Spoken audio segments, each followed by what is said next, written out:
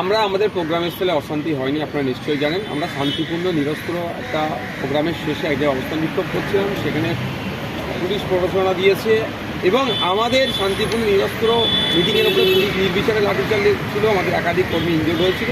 ওই ঘটনাতে আমাদেরকে জেলে রেখেছিল, আমরা হাইকোর্টে গিয়েছিলাম, আমাদেরকে ডকুমেন্টস দেখাতে বলেছিল, পুলিশকে বলেছিল, অর্থাৎ স্টেটকে বলেছিল যে আমরা মারধর করছি, পুলিশকে এভাবে কোনো প্রমাণ দেখায়, কিন্তু তখন প্রমাণ দেখাতে পারেনি।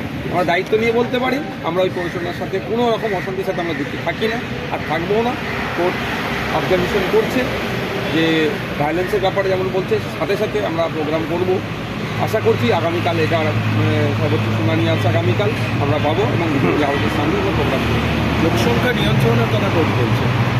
অবশ্য যদি কোর্ট আমাদেরকে যেই নির্দেশনা দেবে আমরা অক্ষরে পালন করব। শাসক দল দেখছি ভিক্টোরিয়া হলে তারা বিভিন্ন মিটিং। দেখুন, আমি বলবো 22 তারিখে সংহতি মিছিলের নামে যদি কোনো বিশৃঙ্খলা হয় তার দায়ী কি শাসক নেবেন? এটাকে ক্লিয়ার করতে হবে।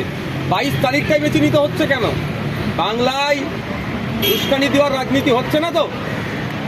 আজকে বাবরি নিয়ে, রাম মন্দির নিয়ে উনি অনেক কথা বলছেন। 1992 সালে বাবরিকে শহীদ করেছিল, তারপরে 1998 এই মমতা ব্যানার্জি তৃণমূলের হাত ধরেছিল, বিজেপির হাত ধরেছিল, লালকৃষ্ণ আডবাণীজির কাছে গিয়েছিল। আমরা এগুলো ভুলে যাইনি। আমি মমতা ব্যানার্জির উদ্দেশ্যে বলবো, যদি সত্যি ঘরের মানুষের কথা ভাবেন, সম্প্রীতির কথা ভাবেন, তারপরের দিনই 23শে জানুয়ারি আমরা দেশপ্রেম দিবস উদযাপন করছি। আসুন, আপনি কল দেন, আমরাও আপনার সাথে হাঁটবো, দেশপ্রেম দিবসকে আমরা সামনে রেখে হাঁটবো। তাহলে ওই দিনটাকে আপনি ইচ্ছাকৃতভাবে বাংলায় কোনো ধরনের হয়তো বিশৃঙ্খল যদি ঘটে, ভোটে ফায়দা নেওয়ার জন্য চেষ্টা করছেন। আমি অন ক্যামেরা বলছি, মিডিয়ার মাধ্যমে আমি সংখ্যালঘু সমাজের বিশেষ করে মানুষদের কাছে অনুরোধ করব, সাথে সুশীল সমাজের মানুষজন যারা বিভিন্ন সময়ে বিভিন্ন কর্মকাণ্ডে সমাজের জন্য জড়িয়ে থাকেন, তাদের উদ্দেশ্যে বলবো, 22 তারিখে মমতা ব্যানার্জি তথা তৃণমূল কংগ্রেসের যে অপচেষ্টা চালানোর চেষ্টা করছে, আপনারা এর ফাঁদে কেউ পা দেবেন না। 22-এর পরিবর্তে 23শে মমতা ব্যানার্জি কল দিক, আমরাও মমতা ব্যানার্জির সাথে আমার হাঁটতে প্রস্তুত আছে। এটা মেরুকরণের রাজনীতি বলছে। ভোট ব্যাংকে ধরে রাখার রাজনীতি হচ্ছে। রাম মন্দিরকে দেখিয়ে একটা অংশ ভোট নেওয়ার চেষ্টা করছে, আবার রাম মন্দিরের বিরোধিতা করে আবার একটা অংশ তার ভোটটাকে পকেটে রাখার চেষ্টা করছে। কিন্তু যখন বাবরি ধ্বংস করেছিল, শহীদ করেছিল, তারপরে 1998, 1999, 2001, 2002, 2004 সেই বিজেপি বা সেই সংঘ পরিবারের সাথে মমতা ব্যানার্জির কী সুসম্পর্ক আমরা ভুলে যাচ্ছি না। জানুয়ারি কেন্দ্রীয় বাহিনী মোতায়েন করার দাবি তুলেছেন শুভেন্দু অধিকারী রাজ্যপালকে বলছেন। এখানে তিনি পরিস্থিতি এতটাই খারাপ। দেখুন, ব্যাপারটা হচ্ছে এরা তো ফায়দা নেবে এর থেকে। শুভেন্দুবাবু বলেন না বা বিজেপি সুযোগ পেয়েছে, তারা তাদের মতো করছে। তবে কেন্দ্রীয় বাহিনী দেওয়ার মতো পরিস্থিতি নয় আর হবে মনে আশা করছি। বাংলার মানুষ যথেষ্ট সচেতন মানুষ। মমতা ব্যানার্জির যে চক্রের চেষ্টা চালাচ্ছে আর তৃণমূল যে চেষ্টা চালাচ্ছে সেখানে পাবে। মোহাম্মদ সেলিম আপনার ডায়মন্ড হারবারে দাঁড়ানো নিয়ে বলছেন যে আমরা চাই না বাংলায় ভয়ের পরিবেশ হোক। সংসদকে বলবো ওই ডেপোটাকে ভয় না দেখাতে। আপনি ভয় দেখাচ্ছেন? না, আমি ভয় দেখাচ্ছি, আমি বাঘ না ভালো কে ভয় দেখাচ্ছে? রক্ত মাংসের মানুষ আমি, আমার অবস্থানটা আমি জানিয়েছি। মোহাম্মদ সেলিম সাহেব এটাকে কেমনভাবে নেবেন, সুজন চক্রবর্তী মহাশয় কেমনভাবে নেবেন, অধীরবাবু কেমনভাবে নেবেন, পিসি ভাইপো কেমনভাবে নেবেন, এটা তাদের ব্যাপারে। সকলেই চাইছেন আপনি অভিষেকের বিরুদ্ধে প্রতিদ্বন্দ্বিতা করুন। বিরোধীদের হাতে আর কোনো অস্ত্র নেই, মানে আপনাকে সামনে রেখে তারা লড়াই করতে চায় না। এই ধরনের না, কেউ হয়তো এগিয়ে এসেছে লড়াই করার জন্য, উৎসাহিত করছে, হয়তো এটা হতে পারে। কে বললো না? গত বছর তো ফুয়াদ হালিম সাহেব ওখান থেকে দাঁড়িয়েছিলেন, তিনি লড়াই দিয়েছিলেন, তিনি সর্বোচ্চ দিয়ে লড়াই দিয়েছিলেন। লড়াই নয় জানে তাই যে কোনো লড়াই লড়ে নিতে পারবে, অনন্ত পক্ষার লড়াই। সকলেই আপনাকে সামনে রাখতে চাইছে। শুভেন্দু অধিকারী, মোহাম্মদ সেলিম, সুজন চক্রবর্তী, যে কেউ হোক, বিরোধীরা অধীর চৌধুরী, সকলেই বলছে নওশাদ ওপেনে দাঁড়ালে অভিষেক পর্যদস্ত হবে, অভিষেক টাইপ হবে। কি বুঝিয়েছেন যে তারা এমন বলেছেন?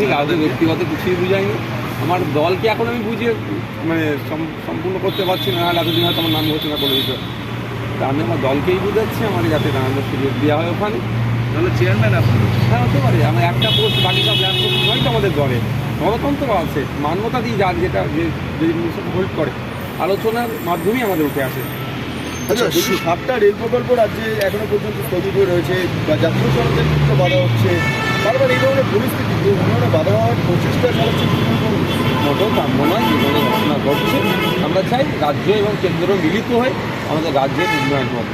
রাজ্য এবং কেন্দ্রের মধ্যে যেভাবে সংঘাত চলছে, রাজনৈতিক সংঘাতটাকে উন্নয়নে ব্যাঘাত দেওয়ার যেভাবে প্রচেষ্টা চলছে, এটা মোটেই কাম্য নয়। হ্যাঁ, আপনি রেল লাইনের কথা বলতে ফুটপ্রায় শিল্পে 3টে রেল লাইনে আটকে আছে ফুটপ্রায় শিল্পকে যুক্ত করে রেলের মানচিত্রে। আমাদের ঘটকপুকুরে রেলের মানচিত্রে এতদিন যুক্ত হয়ে যেত, কিন্তু এই নোংরা রাজনীতির ফলে এই রেল লাইনগুলো হচ্ছে না। ভাঙড়কে কলকাতা পুলিশের আওতায় আনা হলো, অথচ ভাঙড়ে বিশৃঙ্খল ঘটনা ঘটছে। ভাঙড়ের ক্যানিংপুরের বিধায়ক জিনা হারাম করে দেবে বলেছে আইসব কর্মীদের। কি বলবো? আমরা দেখছি ক্যালকাটা পুলিশ কী করেন, সে মতো করছে কি করছে না দেখি, নাহলে আমরা এ করবো। আর কার কথা বলছেন, ওনার কথা যত কম বলবেন তত ভালো। যাকে ন্যাশনাল হিউম্যান রাইটস কমিশন ঘোষিত নটোরিয়াস ক্রিমিনাল, যে সার্টিফাইড নটোরিয়াস ক্রিমিনাল, যে বাংলার সিএম মুখ্যমন্ত্রী যিনি বলছেন তুই বোম বাঁধিস, তার সম্পর্কে কম কথা বলাই ভালো। সময় নষ্ট করবেন না তার কথা। আচ্ছা, সাংসদ পদ খারিজ হওয়ার পর মহুয়া মৈত্রকে ফের বাংলো খালি করার নোটিশ দিচ্ছে। নোটিশে লেখা থাকছে বলপুর পথ খালি করা হবে, জোর করে খালি জলি করে খালি করে দেওয়া হবে। দেখুন, সাংসদ পদ খালি হয়েছে, এই জন্য তিনি সুপ্রিম কোর্টে গিয়েছিলেন, অনেক চর্চা হচ্ছিল। সেই কেসটা এখন কোন পর্যায়ে আছে বলা মুশকিল। তবে যে রায় এখন তিনি যে বর্তমান যে জায়গায় তিনি আছেন, সেক্ষেত্রে তিনি একদিন যেহেতু সংসদ নয়, সংসদ না থাকলে স্বাভাবিকভাবে সংসদের তার যে বরাদ্দকৃত যে বাংলো বলুন না বা যেটা বলুন, তাকে অবশ্যই ছাড়তে হবে। আর যদি কোর্ট হাইকোর্টের কোনো সুপ্রিম কোর্টের কোনো স্টে অর্ডার থাকে বা এখন ছাড়তে পারবেন না, তাহলে তিনি ছাড়বেন না।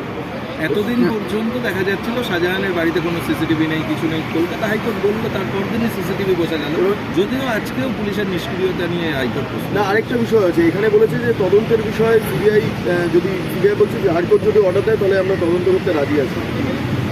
ব্যাপারটা দেখুন, কথা বলি, রাজ্যটা চলছে কোর্টের ধমকানি চমকানিতে। যতক্ষণ না কোর্ট ধমকাচ্ছে চমকাচ্ছে, এই প্রশাসন নড়ে চড়ে বসছে না। এই নবান্ন থেকে আমার মনে হয় এখন আর সরকার চলছে না, হাইকোর্ট সরকারকে চালাতে বাধ্য হচ্ছে।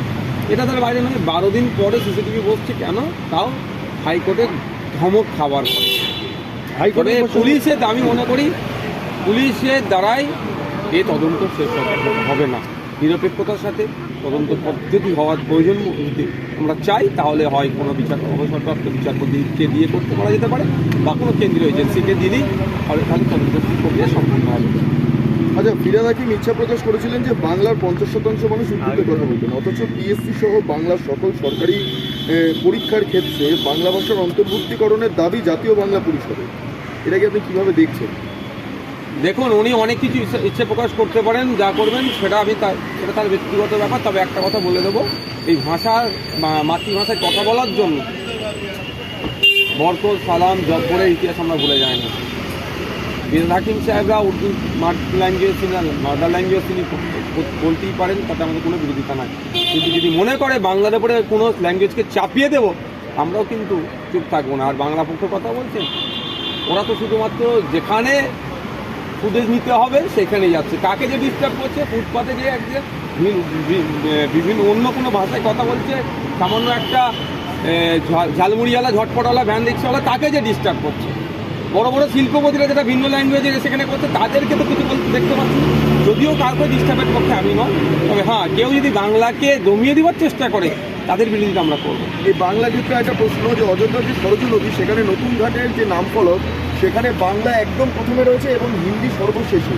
বলা বাহুল্য যে এইখানে একটা হিন্দিকে একটা খারাপ চোখে দেখা হয় বা হিন্দি বিদ্বেষে একটা লক্ষ্য করা যায়, কিন্তু উত্তরপ্রদেশের ক্ষেত্রে বাংলা আগের জায়গা পাচ্ছে।